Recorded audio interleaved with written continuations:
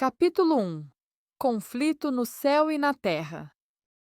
No princípio de tudo, antes da criação da terra e da humanidade, já existia uma realidade perfeita no céu. O lugar exaltado, descrito nas Escrituras como o Monte da Congregação, Isaías 14:13, era o centro da adoração, da ordem e da morada da família Deus. Lá, onde o Altíssimo reina, tudo era harmonia, até que surgiu um pensamento iníquo no coração de um dos seres criados.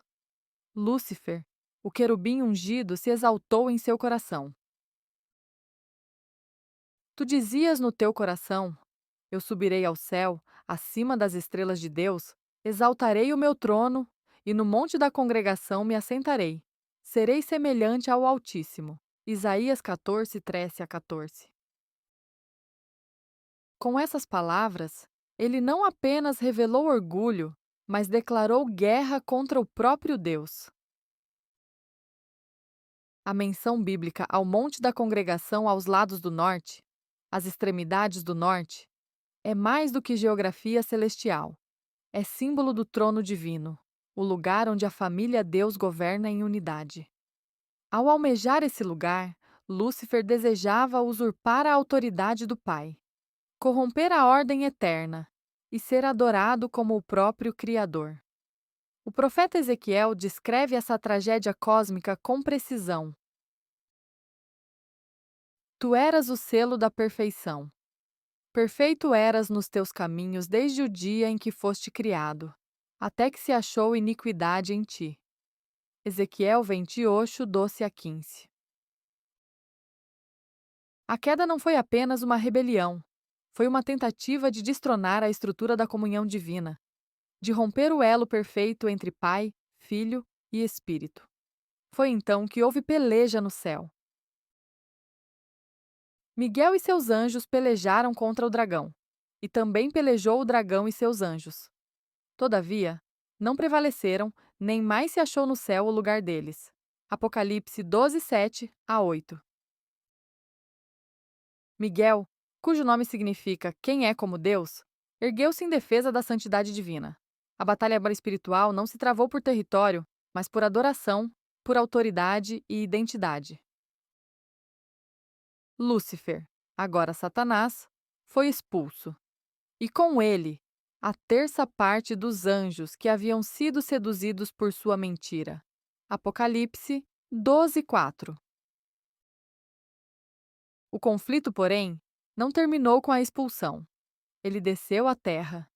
E aqui, no jardim criado com perfeição, Satanás encontrou oportunidade para continuar sua rebelião.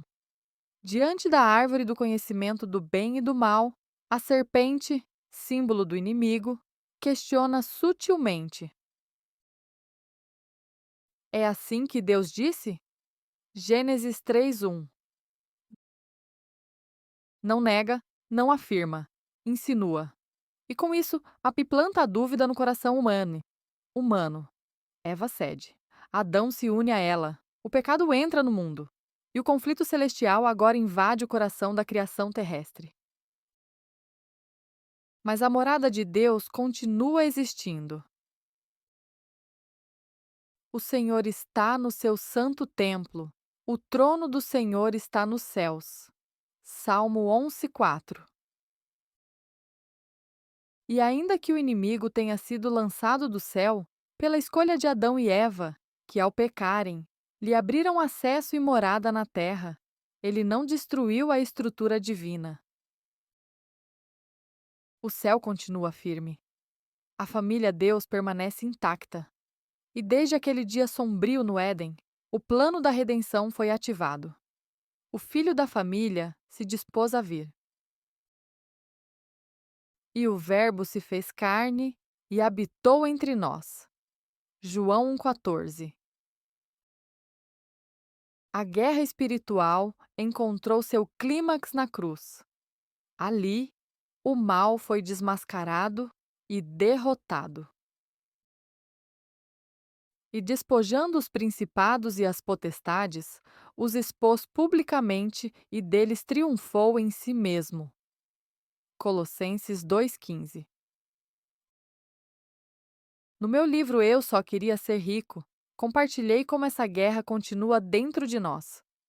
O inimigo ainda tenta plantar dúvidas, principalmente sobre o nosso valor e sobre os planos de Deus para a nossa vida. Ele não precisa destruir você de uma vez. Basta fazer com que você desacredite. E assim, aos poucos, o ser humano se afasta da verdade e do propósito eterno. Percebo então que a história se repete. Assim como no céu Lúcifer seduziu uma parte dos anjos com engano e ambição, Apocalipse 12:4, 9. Hoje ele continua a trabalhar para derrubar os seres criados por Deus, espalhando falsas verdades com aparência de luz. Segunda Epístola aos Coríntios, capítulo 11, versículo 14. O método não mudou.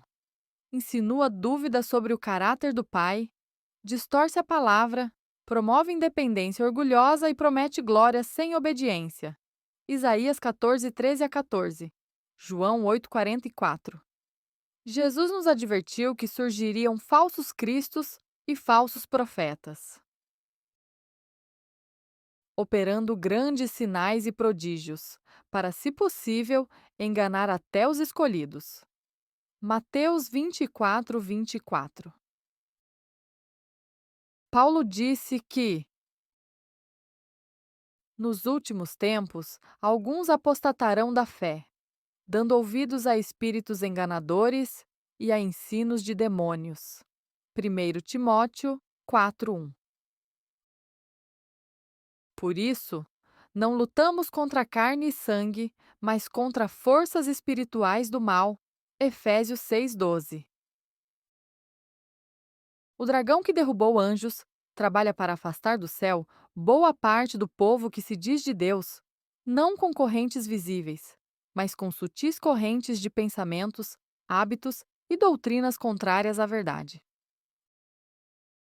A resposta é a mesma do princípio: permanecer firmes em Cristo, vestir a armadura de Deus, amar a verdade mais do que as conveniências, vigiar e orar.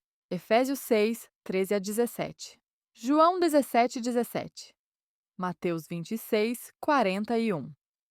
O leão que ruge busca a quem possa tragar. 1 Pedro 5, 8. Mas os que guardam a palavra do testemunho e confiam no sangue do Cordeiro vencem. Apocalipse 12, 11. Que este capítulo nos lembre: o conflito é real, o engano é refinado, mas a fidelidade do Pai é imutável. E enquanto o inimigo repete antigas estratégias, nós escolhemos repetir a antiga decisão dos fiéis do céu: permanecer do lado do Cordeiro, custe o que custar. Por isso, precisamos lembrar: o conflito começou no céu, continua na terra, mas já está vencido na cruz. O fim desse drama cósmico está selado. O diabo que os enganava foi lançado no lago de fogo e enxofre, e será atormentado dia e noite, pelos séculos dos séculos. Apocalipse 20, 10. Até lá, somos chamados à fidelidade, à vigilância e à confiança em Jesus, nosso vencedor. Saber que no céu há uma morada, um lar, um Deus que nos espera, deve ser o motivo da nossa perseverança. Tudo o que será restaurado no fim, a Cidade Santa, a comunhão plena com o Filho, a presença eterna da família Deus, o monte da congregação, onde Lúcifer tentou colocar seu trono, permanece intocável como símbolo do governo celestial. E a Cidade Santa, que hoje está sendo preparada no céu, não permanecerá lá para sempre. Ao final do conflito, ela descerá à terra, como está escrito: E vi a santa cidade, a nova Jerusalém, que de Deus descia do céu. Apocalipse 21, 2. O plano final de Deus não é apenas nos levar ao céu, mas trazer o céu de volta à terra. A morada dele será com os homens, e ali viveremos para sempre com Jesus Cristo. Não como visitantes, mas como filhos restaurados, parte da família eterna que habita com o Pai, o Filho e o Espírito Santo.